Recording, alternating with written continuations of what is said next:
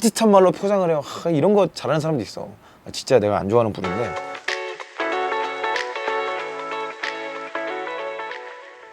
여러분 반갑습니다. 오늘 날씨가 너무 좋아가지고요. 오늘은 방에서 찍기보다는 저희 집 옥상에 좀 올라왔어요. 옥상에 뭐 하늘도 보이고 햇볕도 세고 그래서 왠지 기분이 좀 좋아지네요. 자, 오늘 사연의 주인공은요, 책임지지 않는 상사들 때문에 굉장히 어려움을 겪고 계시는 것 같아요. 물론 우리가 여기서 상사라는 개념을 잘 생각해야 될 게 있는데, 직속 상사, 그러니까 의사결정권자죠.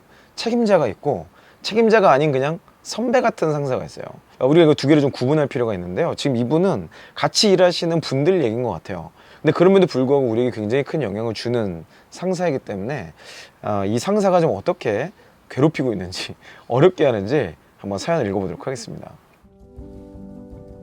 안녕하세요, 유영님. 저희 기관은 책임지지 않으려는 2명의 상사 때문에 모두가 힘들어하고 있는 상황입니다. 한 분은 대놓고 나는 여러분의 발전을 지지하며 서포트하는 사람이라고 하면서 막상 중요한 결정을 안 합니다. 담당자의 생각을 묻고 담당자가 결정을 하도록 해요.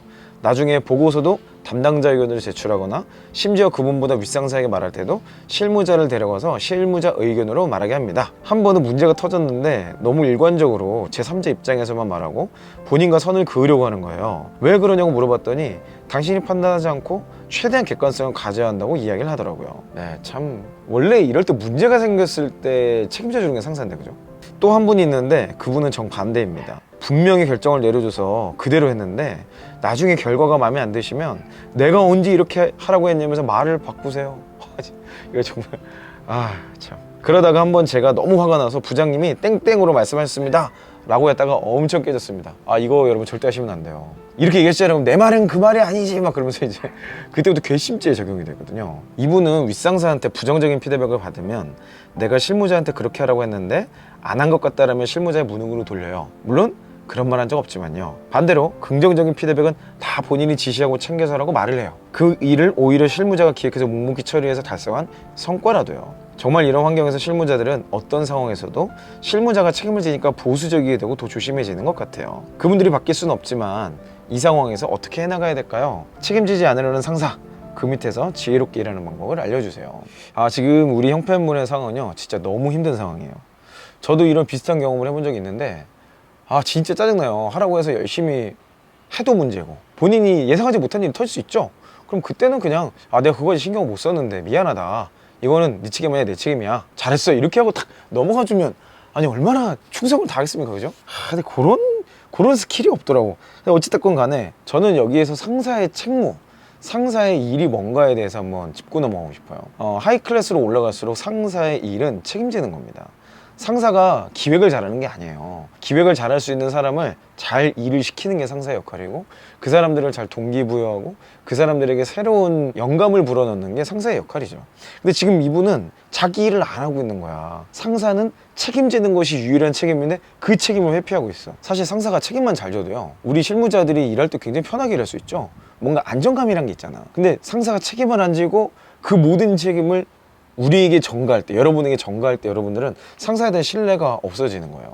그 상사의 신뢰가 꺾이기 시작하면, 또 그게 반복되기 시작하면 이제 진짜 거기서 같이 일하기 좀 어려운 거죠. 자, 위에 두 상사의 사례를요, 제가 조금 아주 극단적인 경우의 수긴 하지만 제가 좀 해석할 수 있는 관점을 좀 드려보도록 할게요. 첫 번째 상사는 자기 주관이 없는 경우입니다. 잘못된 민주주의병에 걸린 사람? 그러니까 뭔가 자기는 굉장히 객관적이고 모두의 의견을 담고 막 엄청 쿨해, 막 쿨한 척. 그러다 보니까 자기 주관이란 게 없어요. 방향성을 모르기 때문에 그럴듯한 말로 포장을 해요. 이런 거 잘하는 사람도 있어. 진짜 내가 안 좋아하는 부류인데, 그럴듯한 말로 포장하고 뭔가 미래지향적인 것 같고 자기 욕먹을 짓을 절대 안 해요. 근데 사실 이 경우는 뭐냐면요, 자기가 뭘 해야 될지 모르는 경우예요. 대부분 지식이 없거나 방향 자체를 못 잡아서 생기는 경우죠. 상사라면요, 사실 지식은 없을 수 있어요. 그래도 방향은 잡아야 돼. 왜 그러냐면 의도라는 게 있기 때문이죠. 이 의도를 가지고 어떤 전략을 추구할 거냐가 이제 상사의 의사결정이 아주 포인트인데, 이게 없다 보니까 그냥 아랫사람 또 부하 직원에게 모든 책임을 전가하는 거예요. 잘 되면 본인도 좋고, 안 되면 그래도 회피할 수 있는 거리가 있거든. 그 거리만 있으면 되는 거예요, 이런 분들은. 이런 사람을 상사나 관리자라고 말하지 않고요, 전달자라고 이야기합니다. 그냥 토스만 하는 토스. 사실 이런 사람들은 시간이 지나면요, 없어지게 돼 있어요. 사실 1960년대에서부터 피터 드러커가 이런 사람을 관리자에서 없애라고 지금까지 조언을 하고 있습니다. 모든 인사팀, 모든 회사는 알아요. 토스하는 사람은 필요 없다는 거를. 그 사람 때문에 오히려 정보가 왜곡되기 때문에 그렇죠. 사실 이런 경우는 자기 주관이 대단히 없기 때문에 여러분들이 어떻게 일하는 게 좋냐?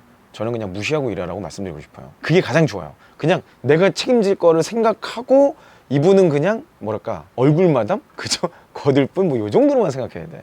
여러분이 일을 할 때 그분이 상사라고 해서 나를 카바쳐줄 거야? 또는 이 사람의 조언이 굉장히 의미가 있을 거야? 이런 기대 때문에 그게 어그러졌을 때 굉장히 힘들게 느껴지는 거거든요. 근데 그렇게 생각하지 마시고 그냥 이분은 그냥 뭐 대단한 의미가 없는 사람이다. 그렇게 그냥 이해하시면 좋겠어요. 근데 주의할 점이 하나 있습니다. 이런 분하고 일할 때는요, 보고를 건너뛰는 건 별로 안 좋아요. 왜냐면 본인이 굉장히 객관적이라는 인식을 스스로 갖고 있기 때문에 이분을 건너뛰고 내가 뭔가 추진하거나 차상급자에게 보고를 해서 이게 잘 되면 뭐 크게 상관이 없겠지만 조금이라도 미스가 생기고 구멍이 나기 시작하면 이분이 엄청난 비난과 공격을 하게 될 거예요. 근데 보고라는 거가 대단히 막 대면으로 해서 막 엄청나게 이런 게 아니고 이메일로 치면 그냥 참조해 넣는 거 정도? 이메일을 잘 안 쓰는 회사라면 톡으로 그냥 고견을 부탁드립니다. 뭐 내지는 이런 거 좀 조언을 부탁드려도 될까요? 정도의 톡 하나 보내놓으면 돼요. 공손한 멘트 하나면 끝납니다.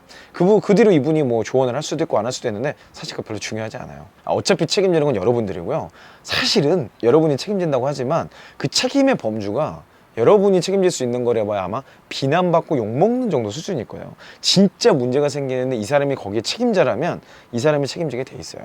자, 근데 우리가 일상에서 만날 수 있는 책임을 회피하는 상사의 유형은 아마 두 번째일 거예요.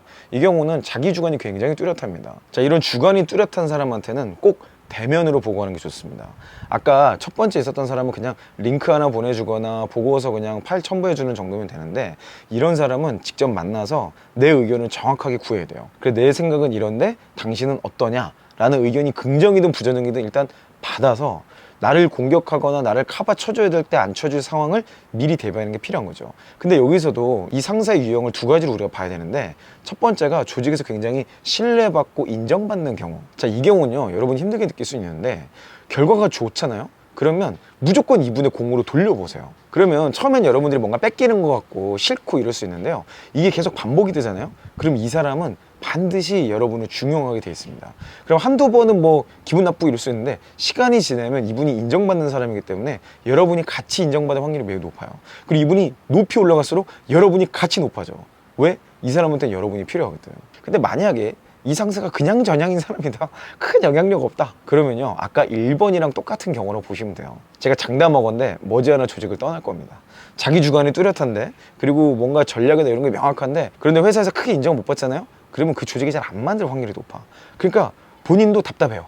그리고 본인도 이걸 어떻게 될까 고민하다 결국에는 아마도 이직을 선택하게 될 거예요. 시간의 차이는 있지만 아마도 그런 선택 확률이 매우 높습니다. 이런 사람은 자기 주장을 막 펼치다가 안 되면은 뭐 어차피 떠나요. 그러니까 너무 신경 쓰지 마.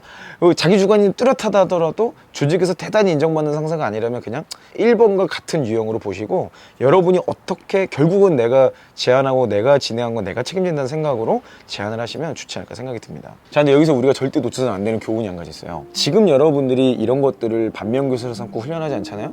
그럼 여러분이 이 위치가 돼도 여러분의 부하 직원이 여러분을 똑같이 생각할 수 있어요. 여러분이 지금 저에게 이런 고민 살롱에 이메일 보낸 것처럼 아마도 여러분 부하 직원이 저한테 또 보낼 수도 있겠죠. 자, 리더십은요, 하루아침에 만들어지는 게 아니고 타고나는 사람이란 게 없어요.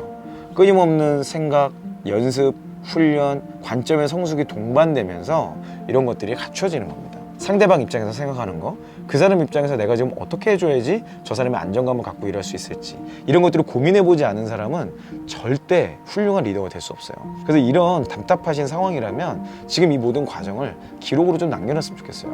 내가 이런 말을 했을 때, 내가 이런 일을 했을 때 저 사람이 나한테 이렇게 얘기해줬다면 좋았을 텐데, 내가 이런 어려움이 있을 때 이런 카바를 쳐줬으면 참 좋았을 텐데 너무 아쉽다, 나는 나중에 이러지 말아야지 라고 하는 반면교사 노트를 작성해 보신다면 여러분의 리더십도 굉장히 탁월한 수준으로 올라갈 수 있을 겁니다. 여러분, 리더는 뭐 하는 사람이에요? 의사결정하는 사람이에요. 그 결정에 대한 책임을 지는 거죠. 그 의사결정이 어디서부터 나옵니까? 전략에서부터 나와요. 이 전략을 선택하는 게 리더예요. 근데 이 전략이 어디서부터 나와요?